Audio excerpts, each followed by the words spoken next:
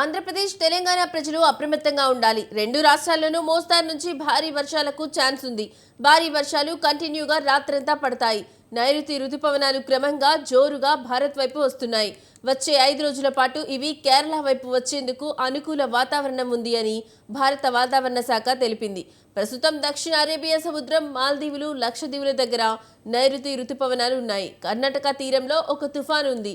దీనివల్ల అక్కడ వర్షాలు కురుస్తున్నాయి. ఆంధ్రప్రదేశ్ పక్కన ఏర్పడిన అల్పపీడనం వల్ల సముద్ర మట్టానికి 3.1 కిలోమీటర్ల ఎత్తు వరకు మేఘాలు ఉన్నాయి.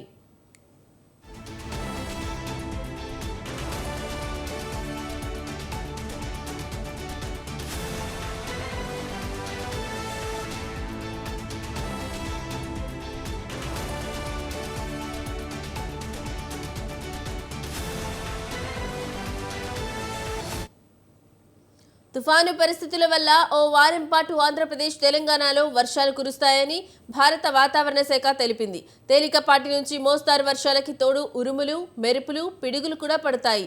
గాలి వేగం గంటకు 40 నుంచి 50 కిలోమీటర్లుగా ఉంటుంది. హైదరాబాద్ సహా మధ్య తెలంగాణలో జల్లులు పడతాయి. కొన్ని చోట్ల మోస్తారు వర్షం కురుస్తుంది. ఈ పరిస్థితి 22వ తేదీ ఉదయం 7 గంటల వరకు ఉంటుంది. అంటే ఇవాళ తెలంగాణలో విపరీతంగా వర్షాలు పడతాయని అనుకోవచ్చు.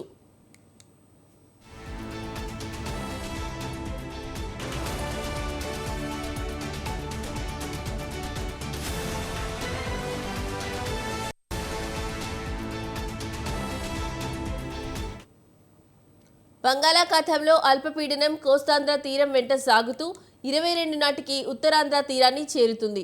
23 నాటికి అది ఒడిశాలోని భువనేశ్వర్ దగ్గరకు వెళ్లేలా ఉంది. దాని గాలి వేగం గంటకు 25 కిలోమీటర్లుగా ఉంది. దీని ప్రభావం రెండు రాష్ట్రాలపై కనిపిస్తోంది. వర్షం పడే సమయంలో రెండు రాష్ట్రాల్లో ఈదురుగాలులు వీచే అవకాశాలు ఉన్నాయి. ఏపీలో గాలి వేగం గంటకు 19 కిలోమీటర్లుగా ఉంటుంది.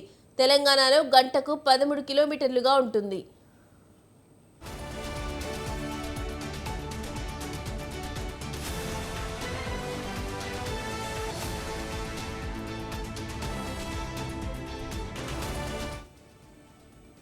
ఉష్ణోగ్రతలు రెండు రాష్ట్రాల్లోనూ తగ్గాయి. తెలంగాణలో 32 నుంచి 34 డిగ్రీల ఉష్ణోగ్రత ఉంటుంది.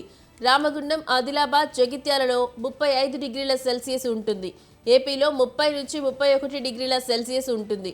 తిరుపతి, చిత్తూరు సహా తూర్పు రాయలసీమలో మాత్రం 33 డిగ్రీల సెల్సియస్ ఉంటుంది. తేమ పగటివేళ తెలంగాణలో 63%, ఏపీలో 75% ఉంటుంది.